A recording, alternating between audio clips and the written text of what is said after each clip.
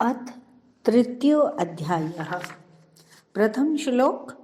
अर्जुन उवाच ज्ञायसि चेत् कर्मणस्ते मता बुद्धिर्जनार्दन तत् किं कर्मणि घोरे मां नियोजयसि केशव। दूसरा श्लोक। व्यामि श्रेणेव वाक्येन बुद्धिं मोहयसीव मे तदेकं वद निश्चित्य येन श्रेयो अहम आपनुयाम। अर्थात जनार्दन, इस पद से अर्जुन मानो यह भाव प्रकट करते हैं कि हे कृष्ण, आप सभी की याचना पूरी करने वाले हैं, अतः मेरी याचना तो अवश्य ही पूरी करेंगे।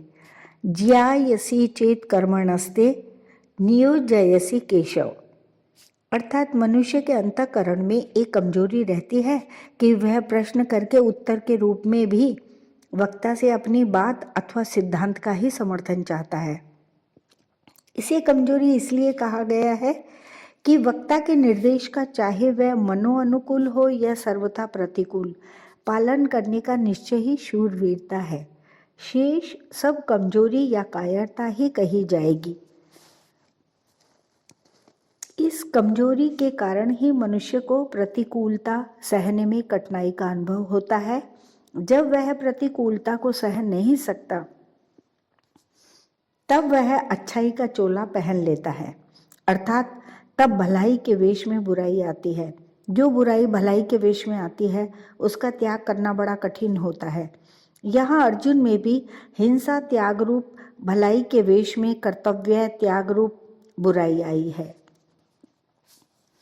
अतः वे कर्तव्य कर्म से ज्ञान को श्रेष्ठ मान रहे हैं। इसी कारण ये यहाँ प्रश्न करते हैं कि यदि आप कर्म से ज्ञान को श्रेष्ठ मानते हैं तो फिर मुझे युद्ध रूप घोर कर्म में क्यों लगाते हैं।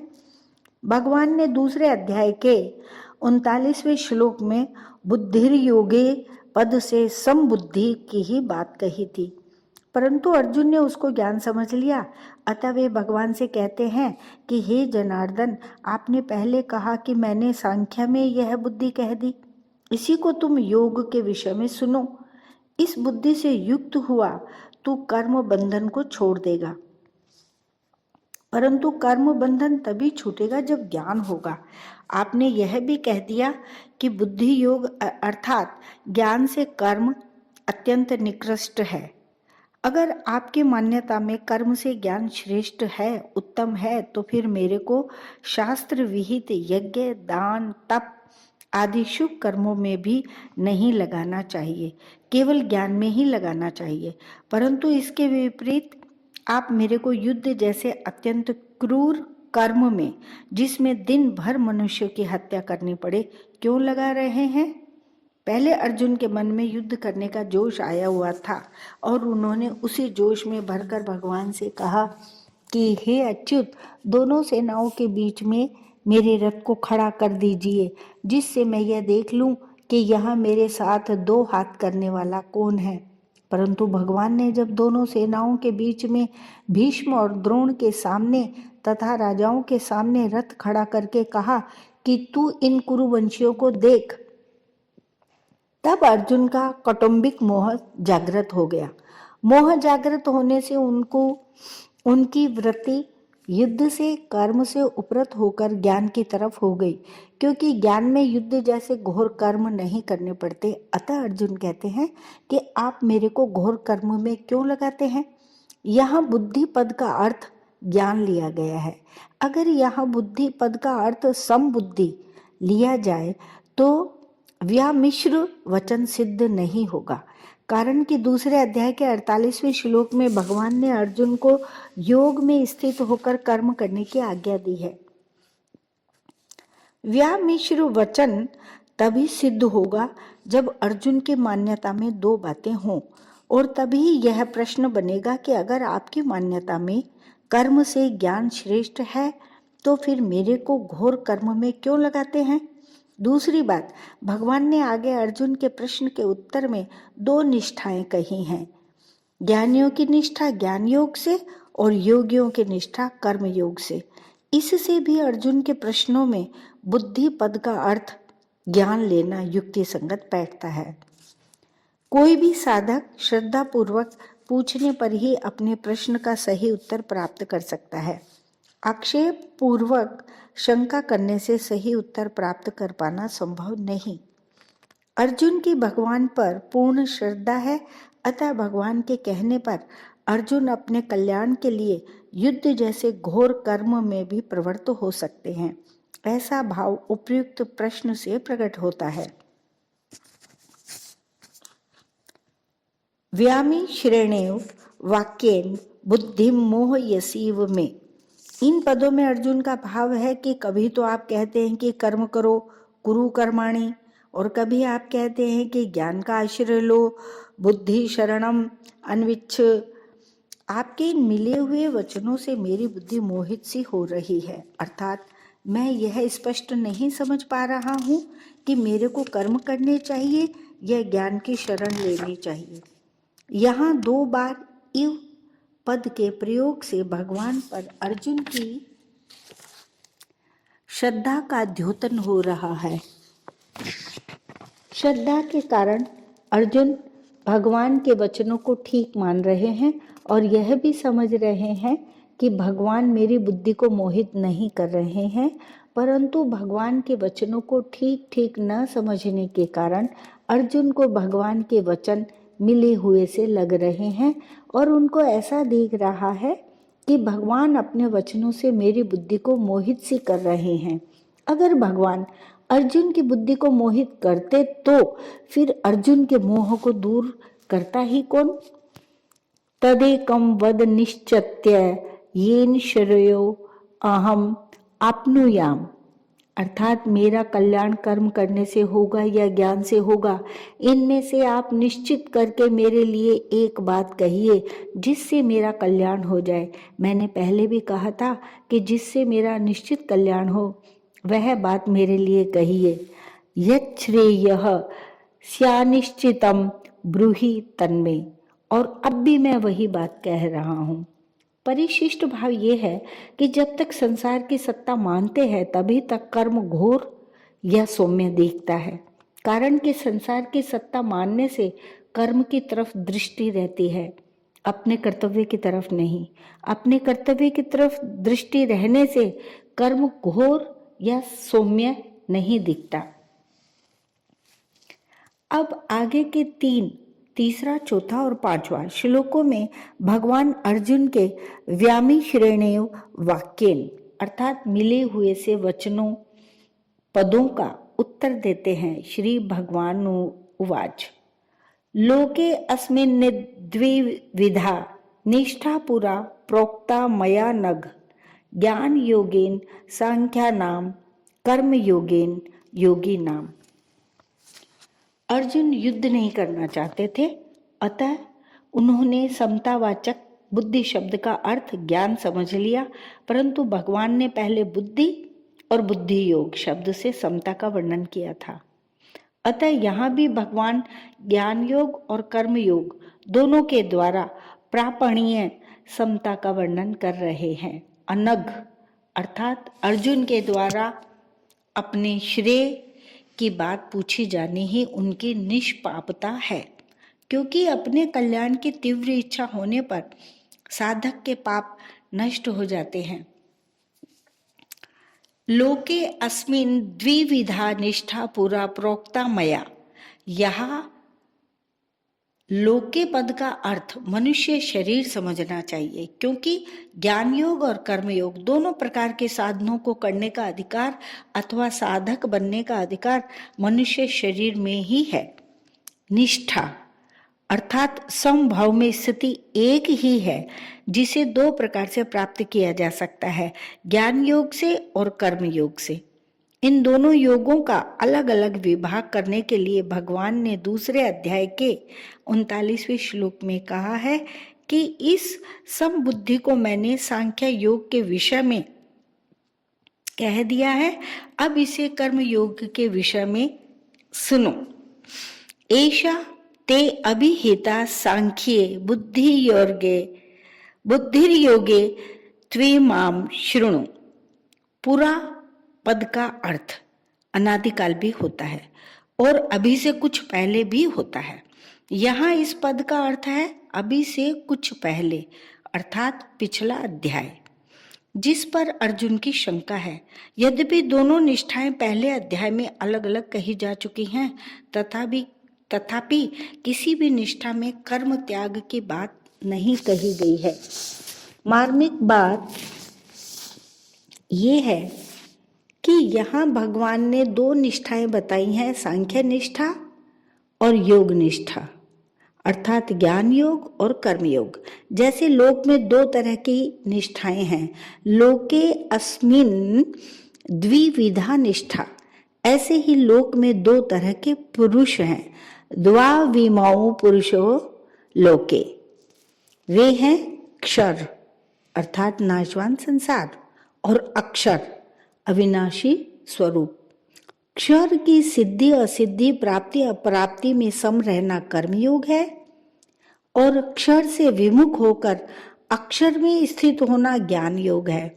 परंतु क्षर और अक्षर दोनों से उत्तम पुरुष तो अन्य ही है, जो परमात्मा नाम से कहा जाता है। उत्तमः पुरुषस्त्वन्य है परमात्मे इति उदाहित। उत्तमः पुरुषत्वन्यः परमात्मेति उदाहत, अर्थात वह परमात्मा क्षर से तो अतीत है और अक्षर से उत्तम है। अतः शास्त्र और वेद में वह पुरुषोत्तम नाम से प्रसिद्ध है। ऐसे परमात्मा के सर्वथा सर्वभाव से शरण हो जाना भगवान निष्ठा भक्ति योग है। इसलिए क्षर की प्रधानता में कर्म योग, अक्षर की प्रधानता से ज्ञान योग और परमात्मा की प्रधानता से भक्ति योग चलता है। सांख्य निष्ठा और योग निष्ठा ये दोनों साधकों की अपनी निष्ठाएं हैं, परंतु भगवान निष्ठा साधकों की अपनी निष्ठा नहीं है। कारण कि सांख्य निष्ठा और योग निष्ठा में साधक को मैं हूँ और संसार है इसका अनुभव होता है। अतः ज्ञान योगी संसार से संबंध विच्छेद करके अपने स्वरूप में स्थित होता है और कर्म योगी संसार की वस्तु अर्थात शरीर आदि को संसार की ही सेवा में लगाकर संसार से संबंध विच्छेद करता है। परंतु भगवान निष्ठा में साधक को पहले भगवान है इसका अनुभव नहीं होता, पर उसका विश्वास होता है कि स्वरूप और संसार इन दोनों से भी विलक्षण कोई तत्व अर्थात भगवान है। अतः वह श्रद्धा विश्वास पूर्वक भगवान को मानकर अपने आप को भगवान के समर्पित कर देता है। इसलिए सांख्य निष्ठा और योग निष्ठा में तो जानना अर्थात विवेक मुख्य है और भगवान निष्ठा में मानना अर्थात श्रद्धा विश्वास मुख्य है। जानना और मानना दोनों में कोई फर्क नहीं है। जैसे जानना संदेह रहित अर्थात दृढ़ होता है, ऐसे ही मानना भी संदेह रहित होता है। मानी हुई बात में विचार की संभावना नहीं रहती। जैसे अमुक मेरी माँ है, यह केवल माना हुआ है, पर इस माने हुए में कभी संदेह नहीं होता, कभी जिज्ञासा नहीं होती, कभी विचार नहीं करना पड़ता। इसलिए गीता में भक्ति योग के प्रकरण में जहाँ जानने की बात आई है उसको मानने के अर्थ में ही लेना चाहिए। इसी तरह ज्ञान योग और कर्म योग के प्रकरण में जहाँ मानने की बात आई है उसको जानने के अर्थ में ही लेना चाहिए। सांख्य निष्ठा और योग निष्ठा तो साधन साध्य हैं और साधक पर निर्भर हैं, पर भगवान निष्ठा साधन साध्य नहीं है। भगवान निष्ठा में साधक भगवान और उनकी कृपा पर निर्भर रहता है। भगवान निष्ठा का वर्णन गीता में जगह जगह आया है।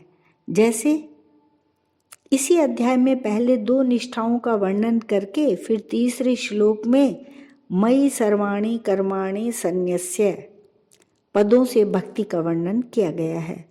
5वें अध्याय में भी दो निष्ठाओं का वर्णन करके 10वें श्लोक में ब्रह्मण्याधाय कर्माणि और अंत में भोक्तारम यज्ञ तपसाम आदि पदों से भक्ति का वर्णन किया गया है इत्यादि। ज्ञान योगेन सांख्या नाम अर्थात प्रकृति से उत्पन्न संपूर्ण गुण ही गुणों में बरत रहे हैं। संपूर्ण क्रियाएं गुणों में, इंद्रियों में ही हो रही है और मेरा इनसे कुछ भी संबंध नहीं है, ऐसा समझकर समस्त क्रियाओं में कर्तापन के अभिमान का सर्वथा त्याग कर देना ज्ञान योग है। गीतोपदेश के आरंभ में ही भगवान ने सांख्य योग, ज्ञान योग का वर्णन करते हुए नाशवान शरीर और अविनाशी शरीरी का विवेचन किया है। असत और सत के नाम से भी कहा गया है। कर्म योगेन योगी नाम अर्थात वर्ण, आश्रम, स्वभाव और परिस्थिति के अनुसार जो शास्त्र विहित कर्तव्य कर्म सामने आ जाए उसको कामना, ममता और आसक्ति का सर्वथा त्याग करके करना तथा कर्म की सिद्धि और असिद्धि में सम रहना कर्मयोग है। भगवान ने कर्मयोग का वर्णन दूसरे अध्याय के 47वें और 48वें श्लोक में मुख्य रूप से किया है। इनमें भी 47वें श्लोक में कर्मयोग का सिद्धांत कहा गया है और 48वें श्लोक में कर्मयोग को अनुष्ठान में लाने को विधि कही गई है। परिशिष्ट भाव है कि कर्मयोग और ज्ञान योग ये दोनों ही निष्ठाएं लोक में होने के कारण लौकिक हैं। लोके अस्मिन् द्विविधा निष्ठा, कर्मयोग में क्षर अर्थात संसार की प्रधानता है, ज्ञान योग में अक्षर अर्थात जीवात्मा की प्रधानता है। क्षर और अक्षर भी लोक में ही हैं।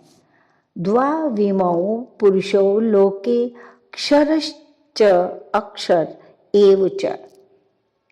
अतः कर्मयोग और ज्ञान योग दोनों ही लौकिक निष्ठाएं हैं। जीव और जगत को मुख्यता देने से ही ये दो निष्ठाएं हुई हैं।